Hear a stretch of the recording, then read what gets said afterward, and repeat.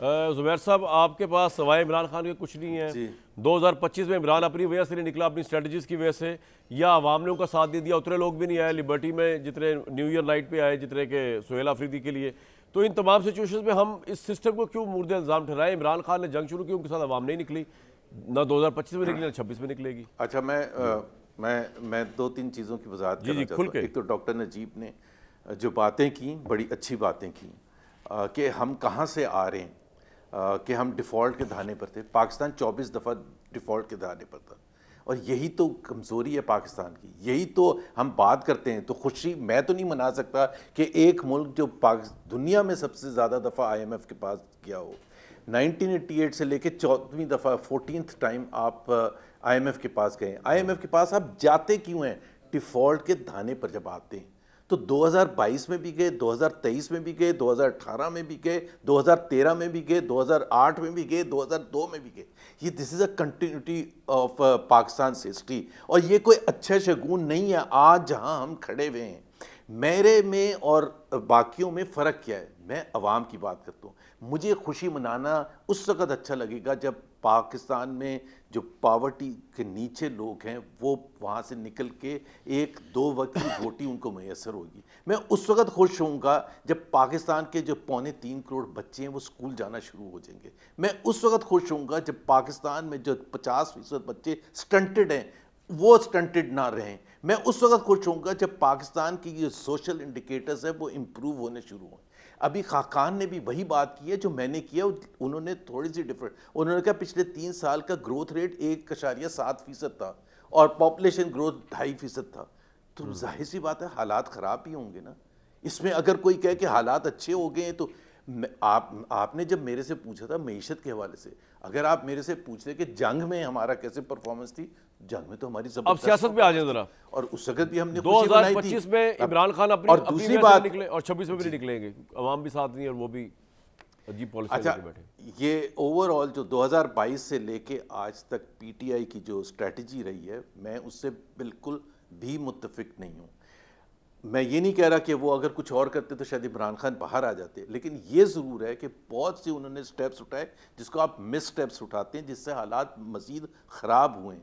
भाई इसमें कोई शक नहीं है। और इसमें भी मैं पहले भी शायद पिछले साल के शुरू में भी मुझे ऐसे ही था कि इमरान खान, मुझे नहीं लगता कि अभी कुछ, ज़ाहिर है हर बंदा अपने असेसमेंट से ही कर सकते ना। अल्लाह ताला को ज़्यादा क्लियर पता होगा कि जी इमरान खान कब बाहर आएंगे। हालात हो सकते हैं एंड आई विश कि वो जल्द अज जल्द बाहर आएँ, क्योंकि इसलिए कि उनकी जो कन्विक्शन है वो पॉलिटिकल बेसिस पर है।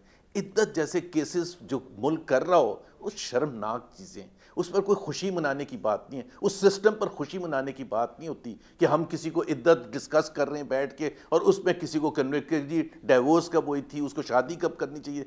This is the national narrative, this is the level जहाँ हम आके, हमें सिर्फ मसला ये है कि हम आवाम की बात नहीं करते। कामरान, मेरे में और आप में भी फ़र्क ये है। मुझे नहीं समझ आती कि अगर मेरा और आपका बच्चा तालीम नहीं हासिल कर रहा होगा तो हम किस बात पर खुशियाँ मनाएंगे। अगर मेरा और आपके बच्चे को बेसिक सेहत की सहूलत नहीं होगी तो हम किस बात पर।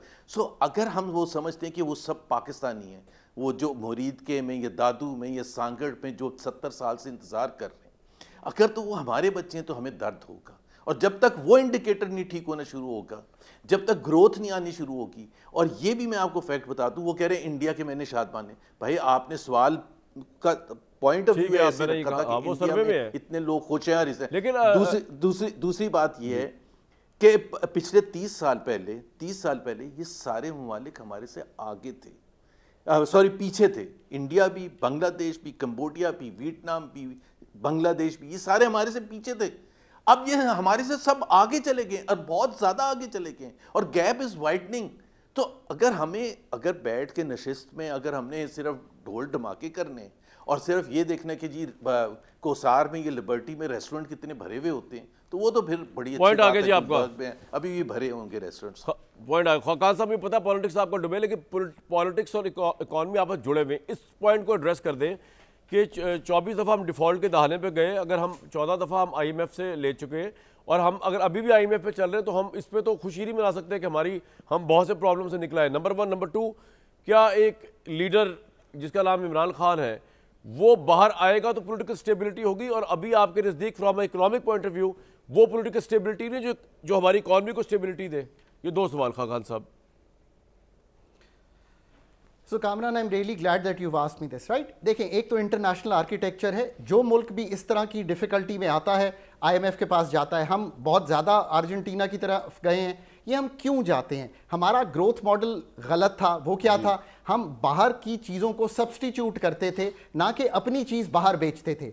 इंपोर्ट सब्सटीट्यूशन पे मुल्क को चलाया, बाहर से गाड़ियां मंगवाई, असेंबल किया, पाकिस्तान में बेचना शुरू कर दी। एक टके की गाड़ी कहीं बाहर नहीं बेची। सो थिंक अबाउट इट कि this is what we have been doing.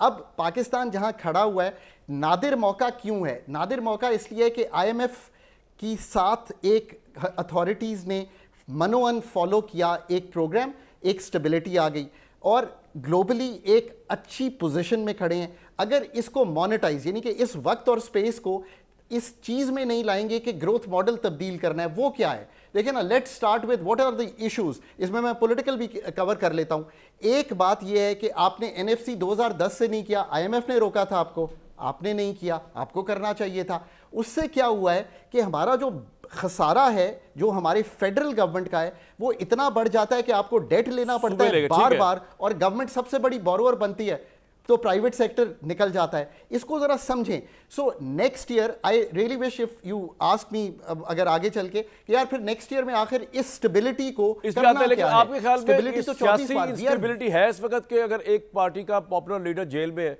और उसके बाहर आने से क्या इकोनॉमिक एक्टिविटी बहुत बढ़ जाएगी?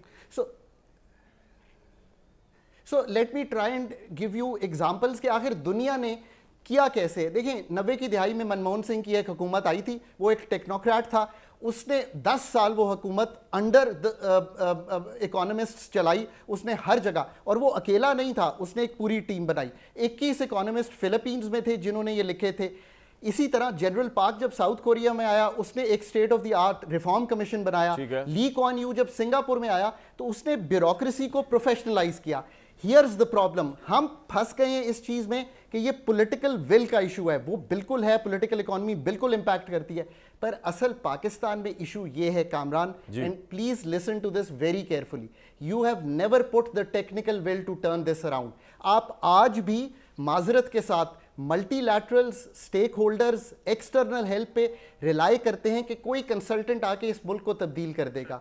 बी रेस्ट अश्योर्ड कि पाकिस्तान की सर्जरी करने के लिए आपको एक लोकल डॉक्टर्स की सर्जिकल टीम बनानी पड़ेगी। मैंने 4 मुल्कों की मिसाल दी है जिन्होंने ये काम किया है। मैं आपको और मुल्कों की मिसाल दे सकता हूं जिन्होंने एग्जैक्टली ये काम इसी तरह किया है। इन सब में कहीं कहीं पॉलिटिकल इंस्टेबिलिटी का जो आंसर था वो मौजूद था। सो आपके सवाल का जवाब यह है कि पाकिस्तान इज एन HR और अ थिंकिंग क्राइसिस। हमारा जो सोच का निज़ाम है या नर्वस सिस्टम है, इसको कुछ भी कहें, वो आउटसोर्स्ड है, वो डिपेंडेंट है on advice which is not context based, और उसकी रिस्पॉन्सिबिलिटी हमारा सिस्टम नहीं लेता बिकॉज वो बाहर से आ रही है। इस सब चीज़ को तब्दील करें। जो नादिर मौका मिला हुआ है, अगले 3 साल में इस सिस्टम को बदल दें तो आप पाकिस्तान की जो सोशल इंडिकेटर्स हैं, पैसे पॉइंट आ गया सर। मैं ये समझ रहा हूँ कि पाकिस्तान एक नई तारीख बनाने जा रहा है, और ये जवाब है न्यायी साहब को, वो आके ब्रेक के बाद जवाब देंगे। ये सवाल भी है न्यायी साहब के लिए कि बाकी तो मुझे पता नहीं, लेकिन शहबाज शरीफ साहब जो है ना, वो शायद पाकिस्तान के पहले प्राइम मिनिस्टर बनने जा रहे हैं जो अपनी टर्म मुकम्मल तौर पर पूरी करेंगे, और शायद उसके बाद फिर पॉलिटिकल स्टेबिलिटी आ जाए। इस पर बात जरूर कर लेंगे। और शहबाज साहब का पूरा टर्म करने का मतलब ये है कि इमरान खान उस तमाम टर्म में फिर जेल में रहेंगे। 2026 और से ऑनवर्ड्स क्या हमारे लिए है, इस पर ज़रूर मज़ीद बात करते हैं एक ब्रेक के बाद।